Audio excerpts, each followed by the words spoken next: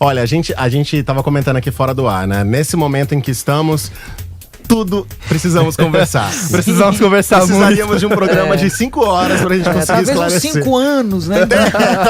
Tem pessoas 5 anos sem parar no ar, Rodrigo? Já pensou? Mas a conversa é tão boa, né? Quando a gente pode conversar sobre esses assuntos que são de interesse de toda a nossa audiência, de todo o cidadão brasileiro, de todas as pessoas que pensam, né? Pessoas que pensam e refletem em algum momento sobre alguma coisa. É sempre gostoso conversar com uma pessoa que é filósofa, né? Na verdade, a professora me deu aqui um livro, né? Um livro que ela tem participação, inclusive, política. Nós também não, aí tem um risco no não, sabemos fazer. Tá filmando essa aqui, Paulo? Tá filmando, ok. Eu vou mostrar aqui pra gente postar depois lá no nosso pós-conteúdo, né? Vou mostrar aqui pra câmera o livro. Bacana. É o livro, inclusive, que é a base da discussão que vai ter hoje lá na Câmara? Exatamente. Esse livro, ele diz, o título seria assim, nós também sabemos e não sabemos ao mesmo tempo, porque se a gente soubesse fazer política, nós como sociedade, não teríamos chegado onde chegamos, né? Então nós vivemos um momento extremamente delicado, e não é partidário, política partidária não, é a política mesmo como cidadania, né? Então a gente fez as coisas não muito corretamente, a gente tem o meio ambiente destruído, que a gente precisa recuperar, a gente tem um cidadão exaurido, tá todo mundo cansado, desgastado, a gente tem as fake news, a gente tem situações graves acontecendo no mundo inteiro. Então, por isso eu falei 5 anos. Se a gente fosse discutir o mundo hoje, acho que demoraria alguns anos, de tanto tema que a gente tem para falar. Uma pergunta super fácil para você responder. Resumidamente, né? Posso imaginar. O que nós sabemos e o que nós não sabemos no papel de fazer política? Olha, nós não sabemos fazer política no sentido amplo do termo, né? Tudo que fizemos nos levou ao que eu chamo de exaustão humana. Hoje, qualquer cidadão se sente exaurido. Por quê? Nós não sabemos mais, por exemplo, o que é ser um homem, uma mulher, um filho, um pai, uma mãe, um profissional. A gente perdeu a noção. Por quê? As mídias, quando se transformam, elas mudam toda a sociedade. A gente não tinha mundo digital, a gente não tinha virtualidade. Casa era casa, pessoa era pessoa, parede era parede, E né? as informações dependiam de meios como jornal, televisão, rádio. Exatamente. A pessoa não tinha, entre aspas, a informação na palma da mão. Exatamente. É o que eu chamo de uma sociedade piramidal, que é, para você encontrar algo, tem um que te oferece. Então você tem, por exemplo, na família o pai, não era a mãe, era o pai, né? A gente sabe que a mãe sempre mandou no pai, tudo bem, mas faz parte. A última palavra, né? A última palavra é da mãe. Mas tinha assim, o pai, o professor em sala de aula era inquestionável, Sim. né? Então a gente tinha essa estrutura toda montada para a sociedade funcionar. Mas tudo tinha lugar, né? Mas era excludente. A maioria da população não tinha acesso. Com as novas mídias, todo mundo tem acesso a tudo. E é isso que a gente não sabe conviver. Conviver em grande grupo. Então, o que predomina hoje? Predomina o ódio, o conflito. Cada um agarra a sua verdade, abraça, não quer soltar de jeito nenhum. Então, as pessoas brigam entre si, com a família. Isso é um problema por ter vindo tudo de uma vez, professora? Porque houve uma revolução digital, né? Você sabe aquela frase que a gente dizia assim, quando os gatos saem, os ratos tomam conta? Isso. Então, os pais mandavam nos filhos, muito. A gente não tinha direito, tinha que chamar sim senhora e sim senhor para os pais. Mas quando os pais saíam, a gente fazia o que queria. É como se os pais tivessem saído da sociedade e nós todos estivéssemos sem pais, entende? Eu tenho certeza que a gente vai sair dessa transição aprendendo coisas novas. A gente vai aprender muito com essas novas mídias, mas hoje a transição que a gente vive é de desintegração, né? Por exemplo, como distinguir uma informação. Como é que você vai saber que se o que estão te dizendo tem sentido ou não? Essa foi uma preocupação que as pessoas nunca tiveram, né? Nunca tiveram. Porque a informação chegava e as pessoas de forma passiva recebiam e encaravam aquilo como verdade. Hoje em dia você tem que ter o filtro de saber, será que isso é verdade? Exato. Né? Será a gente tinha, por exemplo, os jornalistas, né? Que há 30 anos atrás era a pessoa mais importante de uma cidade. Mesmo, ele era o intelectual, o escritor, ganhava muito bem. O jornalista era a ponta da pirâmide, o padre, o jornalista, né? E isso com as novas mídias se transformou. Por outro lado, a gente teve um ganho, porque todo mundo pode comentar, mas tem uma perda. Quer dizer, quem é que faz a distinção hoje das coisas, né? Então, isso é um novo papel que as mídias estão readquirindo, que é distinguir através da mídia oficial, das mídias abertas, né? O excesso de informação que a gente navega na internet. Existe até alguns órgãos, algumas entidades que estão presentes na internet, que elas que elas desmentem algumas notícias. Acho que tem o E-Farsas, tem alguma outra notícia ou noticiafalsa.org, algo assim. E quando aparecem essas correntes assim, eu sempre chega, né? Aquelas correntes na rede social, então chega por mensagem. Aí que eu faço? Primeira coisa que eu vou fazer, eu vou buscar nesses lugares pra ver se bate, né? Sim, as grandes empresas de tecnologia, elas dizem hoje que o que mais é financeiramente rentável, o que é mais rentável hoje em novas mídias? É em construir modos de selecionar a notícia por aplicativos. Então eles estão investindo em modos de selecionar que ele mesmo selecione pra gente, entende? Agora, o que eu quero dizer pro nosso ouvinte? No pé do ouvido, né? Especialmente porque é uma rádio. A grande maioria, mas a grande, massacrante maioria do que a gente lê não tem fundamento. Eleições, vamos falar delas agora. A gente estava falando sobre a questão do ódio das pessoas, né? Os sem pais, né? Que agora estão com voz aí nas redes sociais. E também a questão das notícias, que você não sabe o que é notícia, o que é boato, o que foi inventado. Como é que isso pode interferir em um ano em que a gente tem nomes como Lula, Bolsonaro e uma eleição tão importante que é a de 2018 para o Brasil? Sim, é essencial que a gente tenha essa consciência, porque ou a gente aprende a ler as notícias e a distinguir, ou quem vai ganhar a eleição é o mais esperto, o mais manipulador, o que tem mais robôs. Isso. Não é? E não é o que a gente precisa nesse momento. O Brasil precisa de uma direção, então a gente tem que escolher melhor. Eu queria lembrar para as pessoas um fato muito triste que aconteceu no Brasil.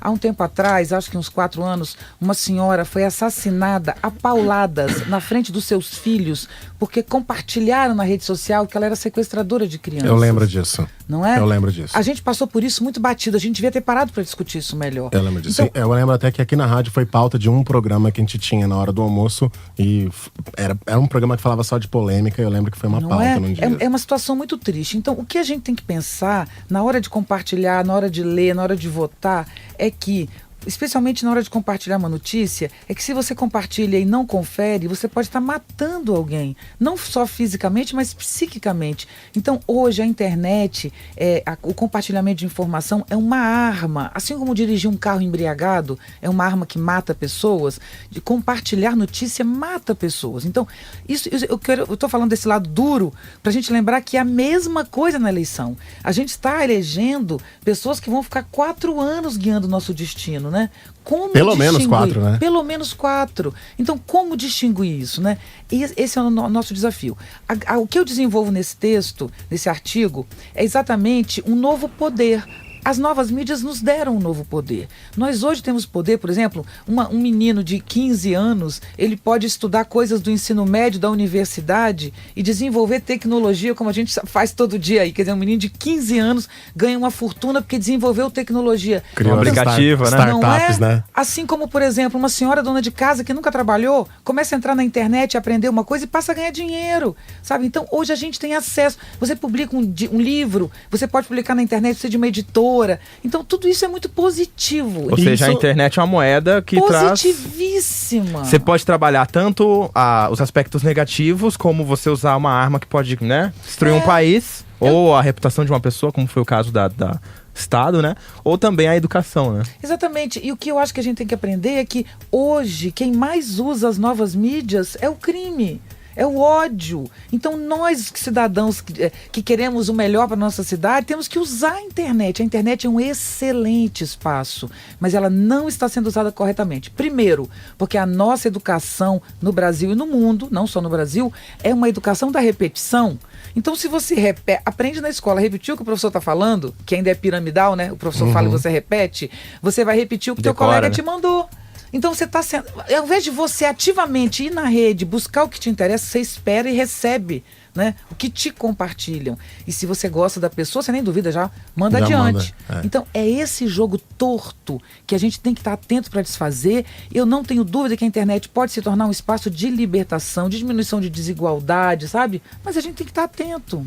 Muito bem, eu queria falar também sobre o caso agora que está acontecendo no Rio de Janeiro. Eu particularmente tenho muito medo, porque Mato Grosso do Sul é um estado que faz fronteira com o crime, literalmente, e é por aqui que muitos dos elementos aí favoráveis ao crime são promovidos por meio do crime e pela falta de fiscalização na fronteira, etc. Como é que a senhora vê a questão do Rio de Janeiro, né, que foi agora teve um simbolismo enorme por conta da morte da vereadora Marielle Franco, e até a própria opinião das pessoas na internet, como que esse ódio a gente percebeu escancaradamente agora com esse caso. Olha, é complicado falar isso porque é uma situação delicada e muito triste, muito difícil, né? A situação do Rio de Janeiro, infelizmente, é do Brasil inteiro. A diferença do Rio é que o Rio, como diz o Zueni Ventura, é uma cidade partida. No Rio você tem na própria Zona Sul é o lugar onde a elite mora, né? Na própria Zona Sul, onde tem a elite aqui, tem o morro ao lado. Então a favela no Rio de Janeiro nasceu como um lugar de abandono, ninguém foi lá. Sabe? Então cuidaram da Zona Sul, dos ricos, e foram deixando aquele espaço. Aquele espaço não tem nada urbanizado. Quando você não tem endereço, ninguém te prende, né? Então, naquele lugar nasceu o crime ali dentro como um território livre, que é o poder paralelo. Por isso a gente vê tanto, mas a mesma coisa que está presente no Rio está presente no Brasil inteiro.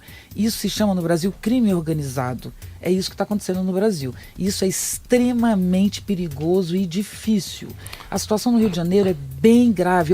Eu comento segurança nos jornais, eu comento segurança já tem uns 8 anos, né? Então eu acompanho muito de perto. Eu não sou especialista, mas eu leio os especialistas. Então, a situação do Rio é uma guerra de facções do próprio crime organizado, mas então você tem no Rio, nas favelas, várias facções lutando, basicamente 2, mas com pequenas variações. Que superou o poder de autoridade do próprio Estado, né? Superou, porque a própria polícia tem a presença do crime organizado, não só a justiça tem participação do crime organizado, não é minha opinião, a gente já viu, já foram presos, então vários casos já aconteceram, né? Juízes, advogados que trabalham para o crime. Hoje a gente tem na própria política, setores da política que a gente já sabe que também tem vínculo com o crime. Então, a situação do Brasil em relação ao crime é bem perigosa. E o Rio de Janeiro hoje, quando a gente vê o exército chegando lá, você vê que a população mora junto com o crime. Então hoje, infelizmente, por isso que a Marielle é uma pessoa que eu conheci pessoalmente, sabe? Trabalhei com ela indiretamente assim, mas estive com ela muitas vezes, e a Marielle tem razão. A intervenção no Rio de Janeiro, ela apenas atinge o favelado que morre todos os dias 5, 6, 7, por fim de semana, 8. A intervenção duplicou o número de mortes, porque o exército não é culpado, mas quando o exército entra num território tão misturado, sabe? Milícia, polícia, crime organizado, eles não sabem o que fazer, então só tem aumentado. Infelizmente. Uma medida para mostrar para o resto do Brasil que, em tese, o problema seria solucionado, mas a gente sabe que o buraco é muito mais embaixo. Né? Infelizmente, hoje a violência no Brasil tem CEP, tem cor e tem sexo, né? Então você vê, basicamente quem morre são homens, negros, jovens que moram em comunidades. Esse é o grande extermínio da juventude negra hoje no Brasil, que mora em comunidade, infelizmente. A gente teve, inclusive, aqui, alguns dias atrás, foi dia 19 de março, na verdade, o ex-ministro Renato Giannini, né? Sim, excelente. E ele disse que, assim, a solução para resolver esse problema, não adianta colocar polícia, exército, a solução é melhorar a educação. Sem dúvida. Ele contou um dado muito, que eu, quando ele falou, fiquei muito assustado. O valor que é destinado à educação, tipo, a gente sabe que há um rombo, né? Mas é muito maior do que a gente imagina, né? Que a gente não consegue, como é que é? A gente tava, no mesmo dia, a gente até leu uma notícia. Não tem fiscalização na merenda, Sim. que faz parte da parte educacional. Imagina o processo Imagina educacional. O processo de ensino, né? Não, é muito complicado. E o Brasil é um país muito grande, é muito difícil monitorar, sabe? É muito difícil desse processo, mas ele tem razão. A educação é a única arma para fazer essa mudança. Como eu disse, a gente é dominado hoje, inclusive numa eleição, por notícias falsas. Então, o que a gente precisa, não é de educação? Aprender a ler e não repetir, a pensar, gostar de ler jornal, gostar de ler internet, ler blog, ler tudo e pensar. Isso faz diferença. Agora, em relação ao crime, o que a gente aprendeu no Rio de Janeiro, na segurança pública do Rio de Janeiro, e a gente tem que mostrar isso para o Brasil inteiro, é que o número de policiais na rua, chamado policiamento ostensivo, não é sinônimo de segurança. Nós temos que investir em drones, nós temos que investir em inteligência e não em ostensividade. Em qualidade, não quantidade. Exatamente. Né? Eu tava até comentando esses dias com 2 amigos que eles acham, né, que tem que colocar o exército na rua. E eu comentei, falei, a forma como parece, né? Parece aqueles filmes americanos onde tem a central de inteligência, que tudo é monitorado por satélite, drone, mas o Brasil não tem isso. Não, há inclusive quem não defenda tem. a volta da ditadura militar. Não, né? aí é muito É perigoso, triste, né? é perigoso. Mas a questão da inteligência Pelo mesmo, ponto. para resolver as coisas da inteligência, usando a inteligência da nação, inteligência especial que falam, não existe isso no Brasil. Não existe um departamento, nenhum órgão que seja especializado e Eficiente, devidamente eficiente, devidamente capacitado para resolver o problema dessa forma. Então, é só violência, só vai ser mais violência que vai Sem gerar mais dúvida. violência. A prova disso é a entrada do Exército. Você teve semana passada 4.200 homens do Exército entrando numa comunidade. Foram presas 6 pessoas e 2 celulares. Entende? Essas pessoas, 4.200, eles entram com armas incríveis, com tanques incríveis, mas o crime está misturado, então não tem como encontrar. Eles saem dali e o que acontece? O crime, quando o exército sai, vai para a rua e executa pessoas. Tanto inocente Se desconta na pessoa, quer dizer, ele não pode descontar no exército, ele se guarda, quando o exército sai, eles vão lá. Ontem foi executado, hoje eu acho de manhã, um policial que estava simplesmente abastecendo o carro. Então ele é executado, ele não tem nem chance de coisa. Por ser policial, ele é executado na rua. Ou se você é alguém que conversou com um policial e você é da comunidade e você é reconhecido, você é executado porque você conversou com alguém. Então, como proteger a população das comunidades, sabe? Apenas dessa violência é muito triste. Não é o Exército que resolve isso, infelizmente. Não está dando resultado no Rio nenhum. E queria agradecer muitíssimo aqui a participação da senhora Viviane Mosé. Um prazer falar. Vocês são muito animados, esse papo é divertidíssimo. Adorei, isso aí. me convida que eu venho sempre. Obrigado, Opa. professora. Blink 102.